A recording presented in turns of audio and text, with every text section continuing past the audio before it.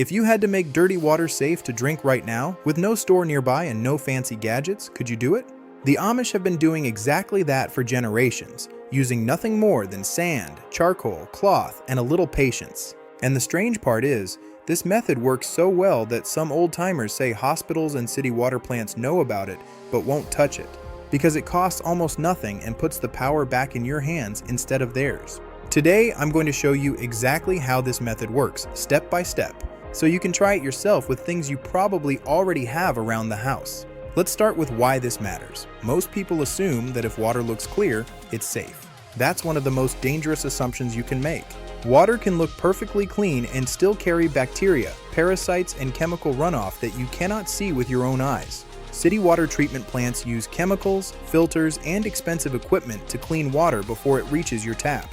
But what happens if the power goes out, a storm knocks out the water system, or you're out camping, gardening, or living somewhere without reliable clean water? This is where the old ways come back into play, and where the Amish method really shines. The beauty of this approach is that it doesn't rely on electricity, plastic filters you have to keep replacing, or expensive machines. It relies on layers. Think of it like nature's own water treatment plant, built by hand, using materials the earth already gives us. The Amish have passed this knowledge down through families for well over 100 years, refining it slowly until it became second nature. And once you understand the logic behind it, you'll wonder why more people don't know about it. Here's the first thing to understand. Cleaning water isn't a single step. It's a process done in stages, where each stage removes a different kind of impurity. Skip a stage, and you leave something behind. Follow all of them in order, and you end up with water that is safe enough to drink with confidence. The first stage is called pre-filtering, and it is the simplest part of the whole method. Before you do anything else, you need to remove the big stuff. Leaves, dirt, bugs, twigs, anything visible floating in the water. For this, all you need is a clean cotton cloth, like an old t-shirt or a piece of muslin fabric. Fold it a few times so it's nice and thick. Then stretch it over the mouth of a bucket or a large jar and secure it with a rubber band or a piece of string. Slowly pour your dirty water through the cloth into the container below. What you'll notice is that a surprising amount of debris gets caught in the fabric, leaving behind water that already looks noticeably clearer. This step alone won't make the water safe to drink, but it sets up everything that comes after it to work properly. Skipping this step is like trying to clean a house without first sweeping up the big mess. You have to get the obvious stuff out of the way first. Once your water has been pre-filtered, it's time to move to the real heart of the Amish method, which is building a layered filter using sand, gravel, and charcoal. This is where the transformation really happens. You will need 4 simple materials. First, coarse gravel, the kind you might find in a driveway or garden supply store. Second, fine sand, like the kind used in a sandbox or for construction. Third, activated charcoal, which you can buy cheaply at a pet store. And fourth, a container to hold it all, which can be anything from a large plastic bottle with the bottom cut off to a bucket with a small hole drilled in the base. Here's how you build it. If you're using a plastic bottle, turn it upside down like a funnel. If you're using a bucket, make sure there's a small hole at the bottom for water to drip through. At the very bottom, place a layer of clean cloth or a coffee filter. This keeps your sand and charcoal from washing straight through and out the other end. On top of that cloth layer, add a layer of activated charcoal about 2 to 3 inches thick. Charcoal is incredibly good at trapping chemicals, odors, and many contaminants because it has thousands of tiny pores that act like little traps, grabbing onto particles as water passes through. On top of the charcoal, add a layer of fine sand, again about 2 to 3 inches. Sand does something charcoal can't do quite as well. It physically strains out smaller particles, including a lot of the bacteria and cloudiness that charcoal alone might miss. Finally, on top of the sand, add a layer of coarse gravel, about 2 inches thick. This top layer acts as a shield, protecting the finer layers underneath from being disturbed. Every time you pour water in, and it also does an early rough filtering of any leftover debris. Once your layers are built, you have what's essentially a homemade version of what's called a biosand filter, a design that's been studied and used in communities around the world, not just among the Amish, as a low-cost way to dramatically improve water quality.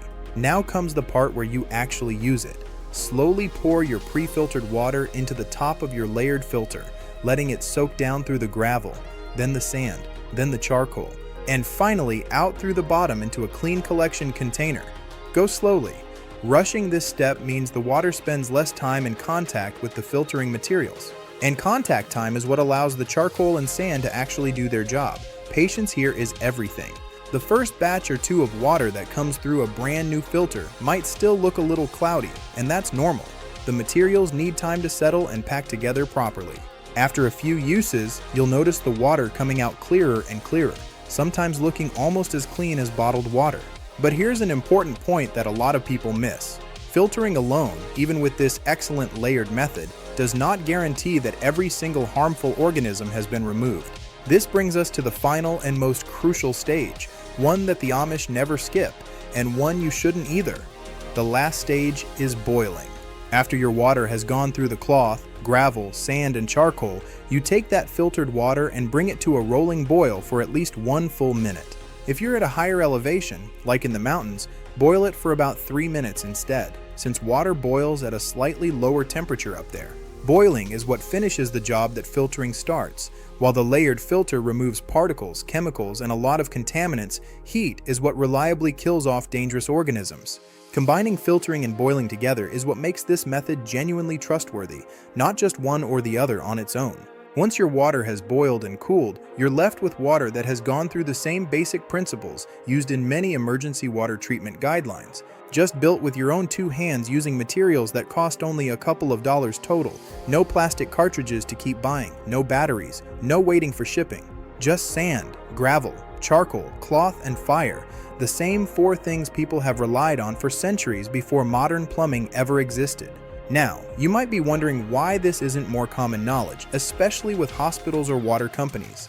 The honest answer is that big systems are built around big solutions. Municipal water plants serve entire cities, so they need chemical treatments and industrial filtration that can process millions of gallons a day. A simple bucket filter isn't practical at that scale, so naturally, it's not what gets taught in mainstream settings. It tends to fade away in a world where we're used to turning on a tap instantly. The Amish, living without relying on those large systems, kept this knowledge alive out of necessity, refining it generation after generation because their lives depended on getting it right. This is exactly why learning this method matters, even if you never expect to need it. Storms knock out power, and wells can become contaminated after heavy flooding. Having this knowledge tucked away in your mind means you're never truly stuck. You don't need to panic buy cases of bottled water before every storm warning. You don't need to spend money on complicated gadgets that might fail when you need them most. You just need a bucket, some sand, some gravel, a bit of charcoal, and a heat source. Something else worth mentioning is how forgiving this method is. If you don't have activated charcoal on hand, you can still build a filter with just sand and gravel. The beauty of this system is that it adapts to what you have available, rather than requiring you to buy a specific kit or product. It depends on basic materials that are almost always available. If you want to take this a step further, many families build a semi-permanent version of this filter at home, using a large, clean bucket with a spigot at the bottom. Once assembled properly, a filter like this can be used again and again.